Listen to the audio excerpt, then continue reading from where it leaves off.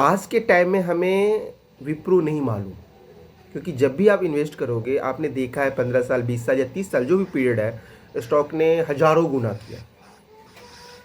तो आज आपको नहीं पता कि आज का विप्रो कौन है। जो विप्रो हो चुका है वो विप्रो आपको पता है कि इसने इतना बड़ा रिटर्न बना के दिया। तो जब भी कोई स्टॉक की जर्नी होती है ना वो इतना आसान नहीं होता।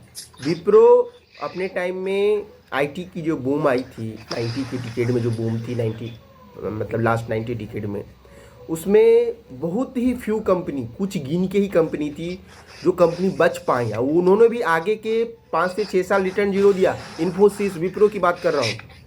जब 2000 की बबल्स ब्रस्ट हुए थे तो वो इस हाई वैल्यूएशन पे थे। जो स्टॉक बचे उनकी बात कर रहा हूँ। बाकी सैकड़ों ऐसे स्टॉक्स हैं जो जीरो हो गए, गायब ही हो गए मार्केट से। तो आप कैसे ये डिसाइड कर सकते हो लकी कि आज जो मैं स्टॉक लूँगा वो 20 साल बाद विप्रो ही बनेगा? वो क्यों नहीं बस्ट स्टॉक बनेगा जो जीरो हो जाएगा? तो ये रिस्क प्रॉब्लम क्या होती है ना हम लोगों के साथ, कि हम केवल जो चीज़ हैंडसाइट को ना रियल समझ लेते हैं। आप हैंडसाइट में देखो चीज़ें, आपको कुछ नहीं पता होगा, लेकिन हमें ये पता है कि इकोनॉमी आगे जाएगी। इंडेक्स का मतलब क्या होता है? आप किसी इंडेक्स मतलब उसके किसी देश के मार्केट में इन्वेस्ट कर रहे हो, और मार्केट रिप्रेजेंट किसको करता है? इकोनॉमी को। इकोनॉमी कैसे मेजरमेंट होती है? जीडीपी से।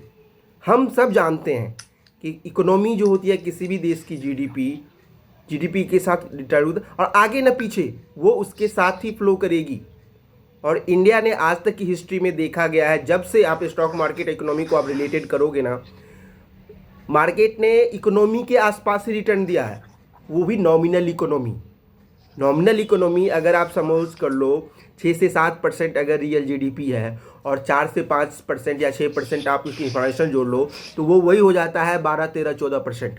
और आप देख लो, आप रिटर्न निकाल के देख लो निफ्टी का या सेंसेक्स का, वो वही 13-14% रिटर्न दिया है इन्होंने।